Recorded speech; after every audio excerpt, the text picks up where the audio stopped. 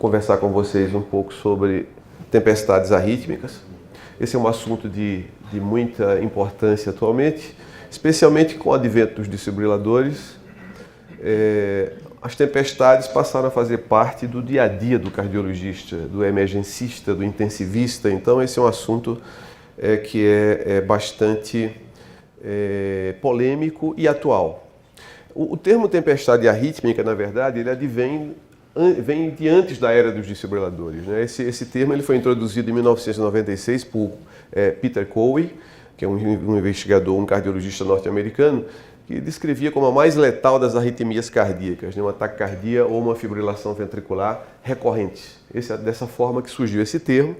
E esse termo foi incorporado aos pacientes portadores de desfibrilador implantável, ou seja, hoje existem várias definições para tempestade, mas de uma maneira geral se define como tempestade a ocorrência de 3 ou mais episódios de taquicardia e ou fibrilação ventricular tratados pelo dispositivo de uma maneira eficaz, seja por ATP, seja por choque. Isso é a definição de hoje que é mais aceita para a tempestade. Em situações de prevenção primária, a prevalência de tempestades se situa mais ou menos entre 3 a 4%. E em termos de prevenção secundária, a ocorrência varia muito de acordo com o tipo de população estudada, situando entre 10 a 40%. É bem ampla essa variação. A tempestade arrítmica, a causa da tempestade por si só, ela não é bem compreendida, né?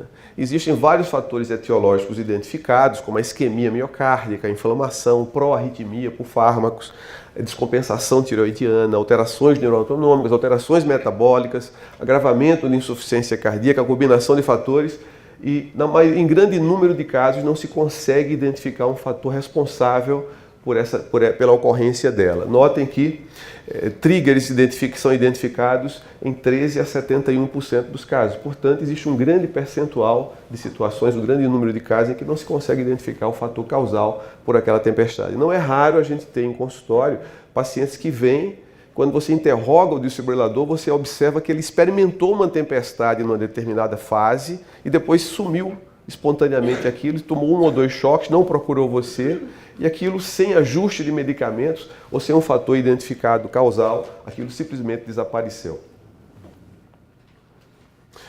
As consequências das tempestades, elas são múltiplas, né? Primeiro, a qualidade de vida, os sintomas, quando a terapia se dá por choques, esses choques são muito desagradáveis, impactam a qualidade de vida, trazem comprometimento na psique desses pacientes. Existe um aumento das internações hospitalares, existe um aumento de mortalidade, aumento da descompensação por insuficiência cardíaca e também um maior esgotamento prematuro das baterias desses dispositivos que são caros, obviamente trazendo um impacto sobre as fontes de fomento, sobre as fontes que pagam os dispositivos. Esses são dados do SCAD-HEFT, que é um estudo de prevenção primária, bem conhecido de todos vocês, em que analisa especificamente as consequências dos choques sobre a mortalidade. Então vocês notem que pacientes que têm, na verdade, 1 ou mais choques apropriados, identificados nesse material, tem cerca de 5,5 vezes mais chances de morrer do que aqueles pacientes que não experimentam choques, mostrando as consequências, o impacto, né, do choque sobre o desfecho de mortalidade. Esses são dados de um subestudo do MEDT2, né, também que enfatiza a importância, na verdade, aqui dos choques na evolução desses pacientes, num segmento de 20 meses. A ocorrência de tempestades se deu em 4% dos pacientes. E são bem nítidas, é bem nítida a diferença, né, da curva da probabilidade livre de morte dos pacientes que apresentam choques por tempestade arrítmica daqueles pacientes que não apresentam esse tipo de desfecho. Portanto, nota-se e enfatiza-se o importante papel que tem a ocorrência de choques, especialmente a tempestade arrítmica sobre a mortalidade. É possível também, é bastante plausível e tem sido evidenciado que a forma como os desfibriladores estão sendo programados também tem um impacto na ocorrência de tempestades arrítmicas.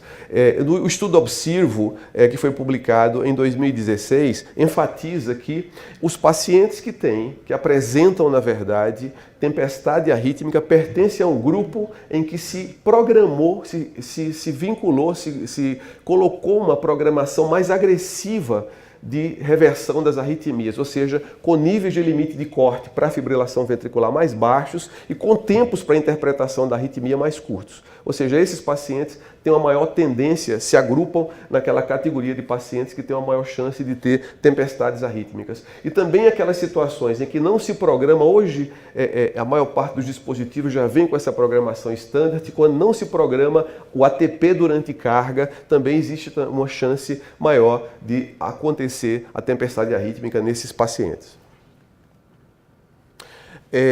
Essa é uma experiência nossa que nós apresentamos em 2004 no Congresso Brasileiro de Arritmias Cardíacas, enfatizando a importância da tempestade em 100 pacientes portadores desse tipo de dispositivo que foram acompanhados, ou que foram acompanhados de uma maneira bastante sistemática no nosso grupo, demonstrando que existe uma importância entre o tipo de cardiopatia e a ocorrência de tempestade. E no nosso meio, já que a doença de Chagas é uma doença característica do nosso país,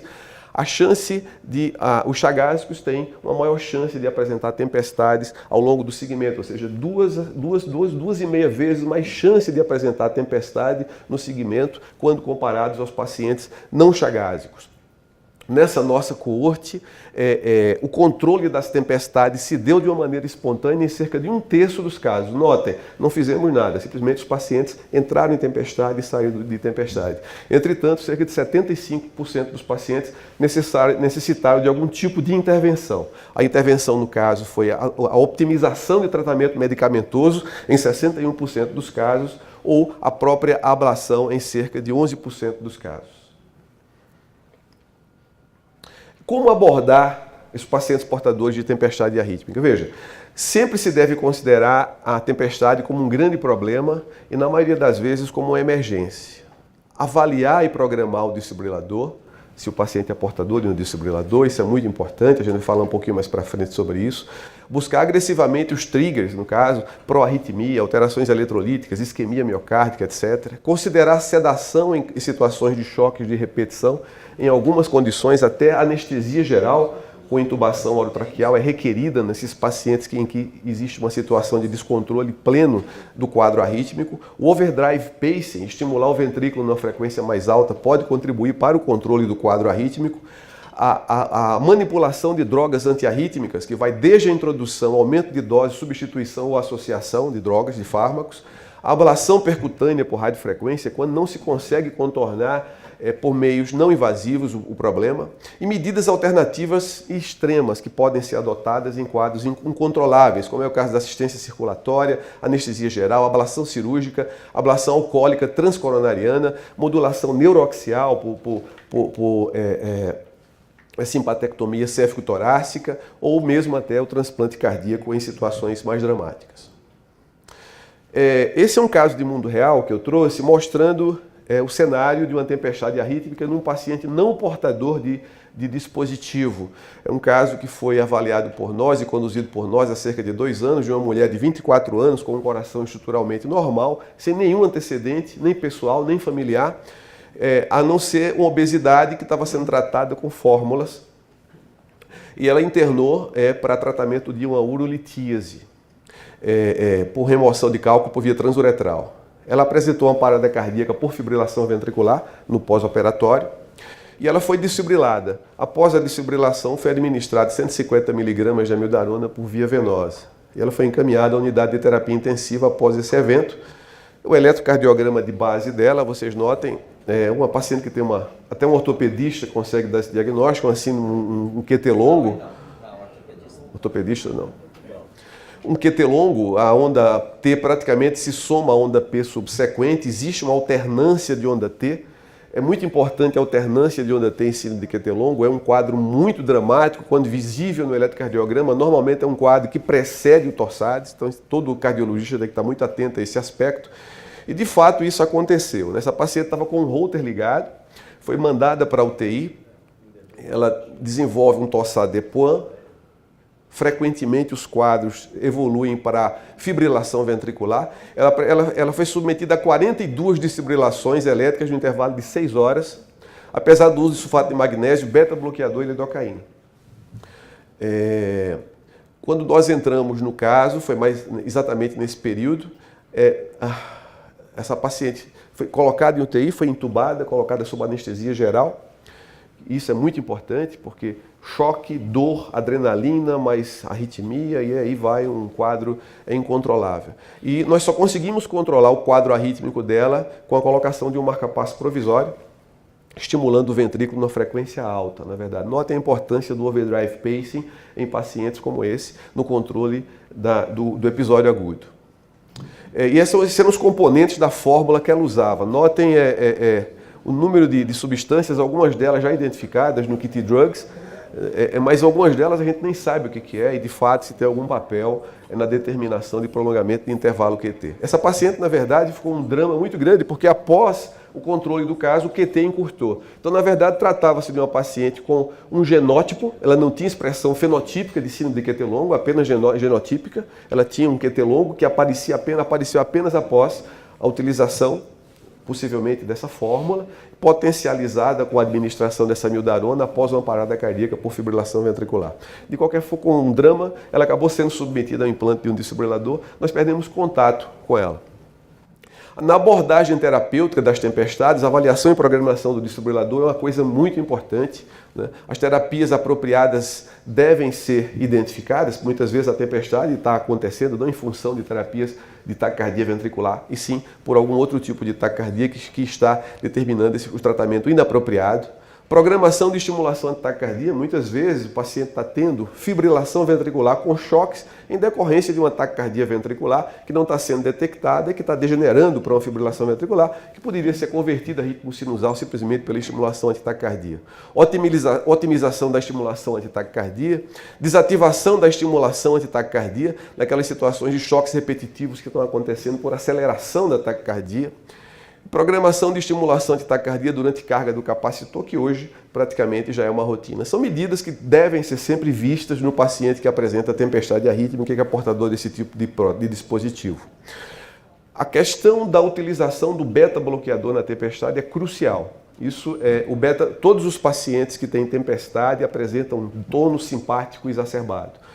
O tônus adrenérgico leva a taquicardia com choques exacerba o tônus adrenérgico e isso gera um ciclo vicioso. Então a utilização do beta-bloqueador no paciente que não está sob uso, aumento de dose naquele que está sob uso, isso é um aspecto fundamental. Os dados do estudo MEDIT-2 mostram que a utilização do beta-bloqueador reduz em 52% o número de choques que esses pacientes experimentam ao longo do segmento. Então isso é uma informação muito importante.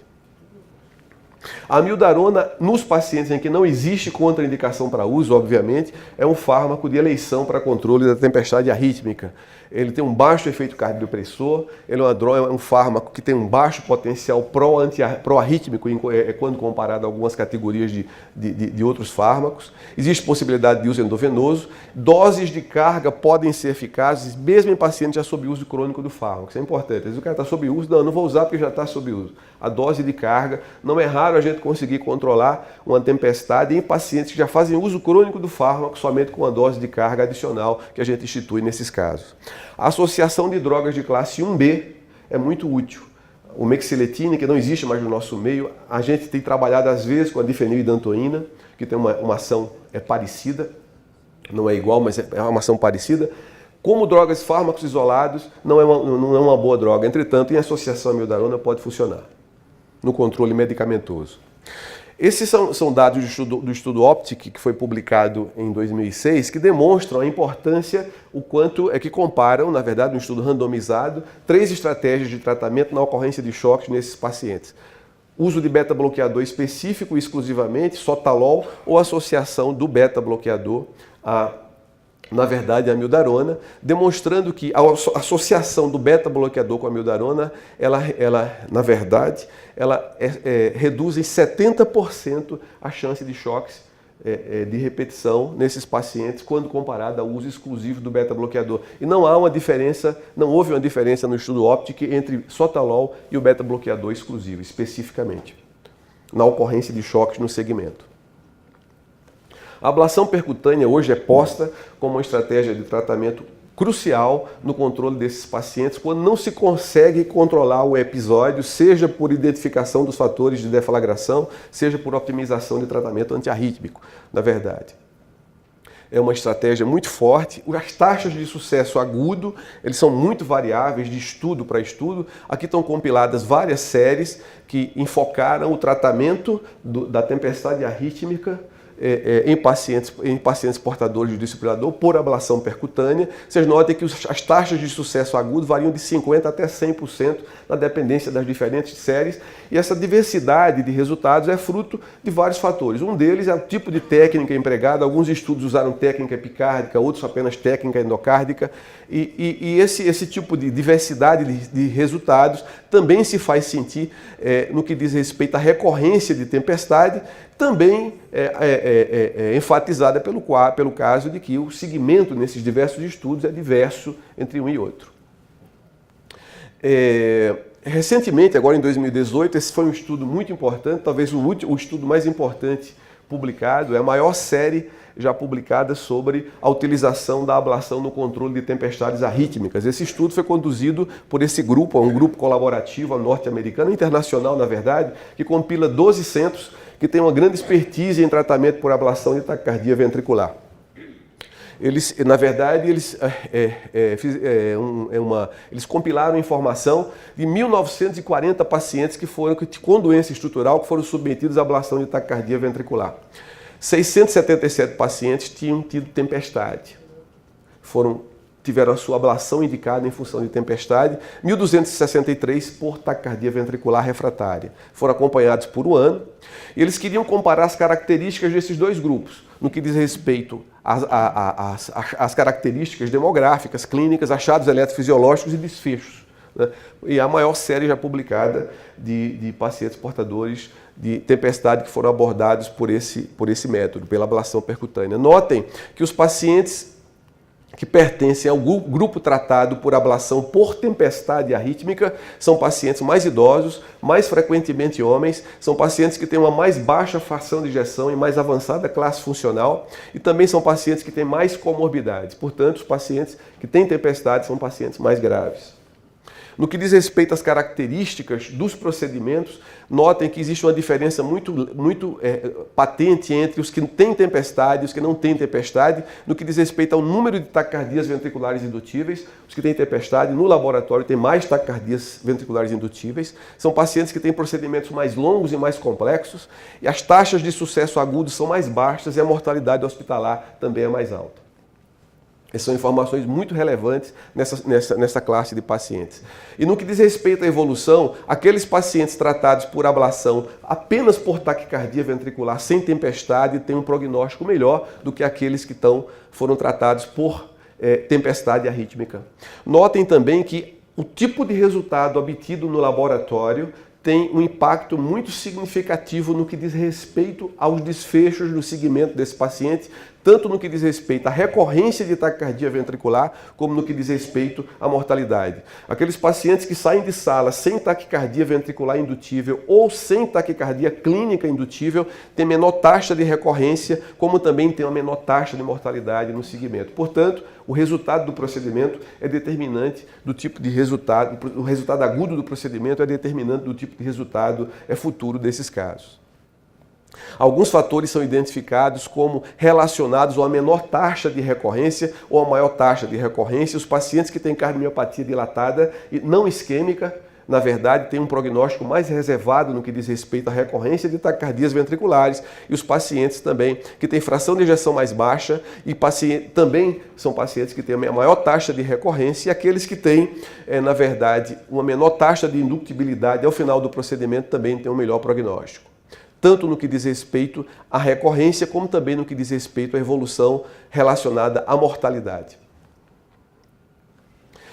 O Vanish Study é um estudo que procurou comparar a ablação versus a otimização de tratamento medicamentoso. Esses pacientes foram 259 pacientes randomizados, portadores de choques de repetição do desfibrilador, que foram randomizados ou para ablação ou para escalonamento com fármacos. E no que diz respeito ao desfecho principal, composição de morte, tempestade ou choque apropriado, a ablação se mostrou uma melhor alternativa do que exclusivamente a manipulação de fármacos antiarrítmicos.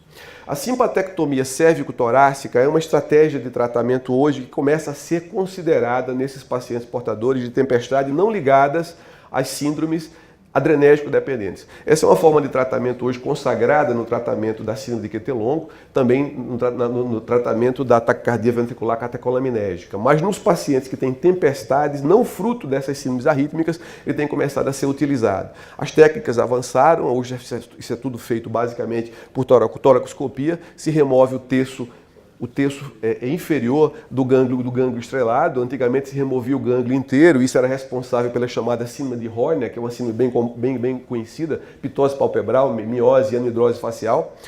Isso, com a limitação da remoção do gânglio, diminuiu a sua incidência naturalmente. Se remove também o gânglio torácico entre T2 e T4 e o nervo de Kane, que é um nervo que faz um bypass entre as cadeias simpáticas.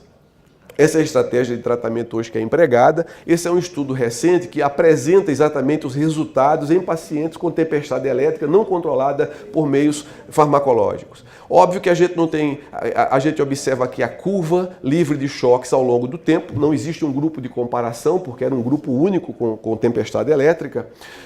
Mas esse estudo demonstra que quando se opta por um tratamento dramático como esse, de simpatectomia cérvico-torácica, aparentemente a simpatectomia bilateral é superior à simples simpatectomia cérvico-torácica esquerda, que era um tratamento mais utilizado. Os resultados aparentemente são melhores. E um outro dado importante aqui os resultados desse estudo comparando a ocorrência de choques antes e após o tratamento demonstram que, de fato, aparentemente essa é uma estratégia de tratamento extrema que pode ser muito útil em casos dramáticos em que não se consegue o controle, seja por meios medicamentosos ou por ablação. Essa é uma estratégia, uma cascata de decisão utilizada pelo grupo da Universidade da Pensilvânia em relação à condução dos pacientes portadores de tempestade arrítmica. O paciente portador de tempestade arrítmica naquele grupo é bastante interessante essa abordagem que eles adotam, ela é bastante sensata e bastante didática. O paciente tem que ser estratificado inicialmente, se é um paciente de alto risco ou de baixo risco. O alto risco seria o paciente com TV mal tolerada clinicamente e o baixo risco o paciente com TV bem tolerada. Sendo um paciente com TV bem tolerada, ele deve ser conduzido, é considerado como baixo risco e é conduzido para o tratamento, a manipulação de fármacos antiarrítmicos. Lembrar sempre que um paciente considerado de baixo risco, ele pode se transformar no alto risco na dependência da associação de uma baixa fração de ejeção, na dependência da presença de insuficiência renal ou de uma doença pulmonar associada. Os pacientes de alto risco, eles devem ser conduzidos para a UTI. Programação do desfibrilador e sedação são importantes. Se considerar anestesia geral e ventilação mecânica em alguns desses pacientes em que o quadro está mais dramático, e sendo conduzidos, obviamente, para o tratamento medicamentoso, que deve priorizar a utilização de beta-bloqueadores, amiodarona, e em casos em que isso já esteja sendo feito, utilização de associações com outros fármacos. Obviamente, não esquecer de buscar as causas potencialmente removíveis para o evento. Naqueles pacientes em que não se consegue controlar a tempestade por essas medidas, esses pacientes devem ser encaminhados para ablação, mas não sem antes estratificar o risco para a necessidade de suporte circulatório no procedimento. Então, os pacientes que têm baixo risco operatório podem ser encaminhados para ablação sem suporte circulatório. Entretanto, aqueles pacientes que são considerados de alto risco devem receber suporte circulatório. Eles utilizam o PINESS Risk Score, que é um estratificador de risco para a necessidade de suporte circulatório no procedimento, bastante didático, em que eles consideram a doença pulmonar, a idade maior que 60 anos, a presença de cardiopatia isquêmica, a classe funcional, a fração de ejeção, a presença de tempestade na ocasião em que você está desencadeando o procedimento e a presença de diabetes. Aqueles pacientes que apresentam um score de risco maior que 15 devem ir para a sala sob suporte circulatório, que pode ser feito ou com balão intraórtico ou com bomba microaxial. A bomba microaxial é um dispositivo que a gente tem utilizado, a gente está com uma experiência bastante razoável com esse tipo de dispositivo da Beneficência. O Bruno é uma pessoa que é apaixonado por essa tecnologia. E a gente tem o Atlas essa semana, até que nós utilizamos em um caso, é um meio de suporte circulatório bastante prático para ser utilizado nos procedimentos de ablação e de utilização bastante simples. É colocado por punção de artéria femoral. Ele, na verdade, ele aspira o sangue no ventrículo esquerdo e joga na raiz da aorta. Isso dá uma tranquilidade muito grande para os procedimentos. Esses pacientes são graves. Muitas vezes você precisa induzir a taquicardia ventricular. É necessário que ela se sustente para permitir um mapeamento adequado. Para vocês terem uma noção, essa semana o procedimento que foi feito era um paciente em que se induziu um paciente com uma fração de ejeção de 25%, em que se induziu uma taquicardia ventricular com uma frequência de 250 pulsos por minuto. Poderia-se optar simplesmente por uma ablação de substrato numa situação como essa, mas nesse caso, especificamente, se nós tivéssemos optado exclusivamente por ablação de substrato, o resultado não teria sido bom. Foi crucial a indução da taquicardia para que permitisse um resultado adequado ao final do procedimento. Esses são estudos que enfatizam a utilização desse tipo de tecnologia. Na verdade, eu não vou entrar em detalhes sobre isso, mas demonstram que não existe um impacto direto no resultado agudo, mas existe um impacto direto na recuperação do paciente no pós-operatório. Esses são dados do Medicare que apresentam a comparação entre a bomba microaxial e o balão intraórtico, demonstrando que a bomba microaxial é superior ao balão no que diz respeito a uma série de desfechos, como a ocorrência de choque cardiogênico, a mortalidade hospitalar e também o tempo de permanência hospitalar. Apenas o custo empata entre balão versus a bomba microaxial.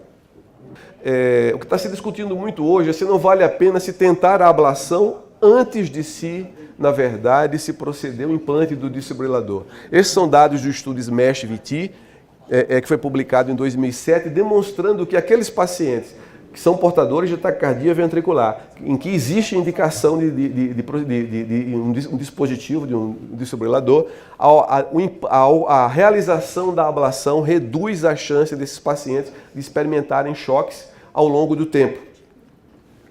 O estudo SMS, que foi publicado mais recentemente, agora em 2017, não conseguiu reproduzir esses resultados, ou seja, o tempo até a ocorrência da primeira taquicardia ventricular após o implante não diferiu entre os dois grupos. Entretanto, o número de choques experimentados, em termos absolutos, foi menor naqueles pacientes que receberam, na verdade, a ablação previamente ao implante do dispositivo. Bom, em conclusão, gente, de uma maneira bastante enfática, os pacientes mais graves têm mais tempestades tornam os doentes mais graves, isso todos nós temos que ter em mente. Uma abordagem escalonada multifatorial sempre necessária, enfatizando todos os aspectos determinantes da tempestade, e a ablação é a opção de tratamento mais efetiva. Obrigado.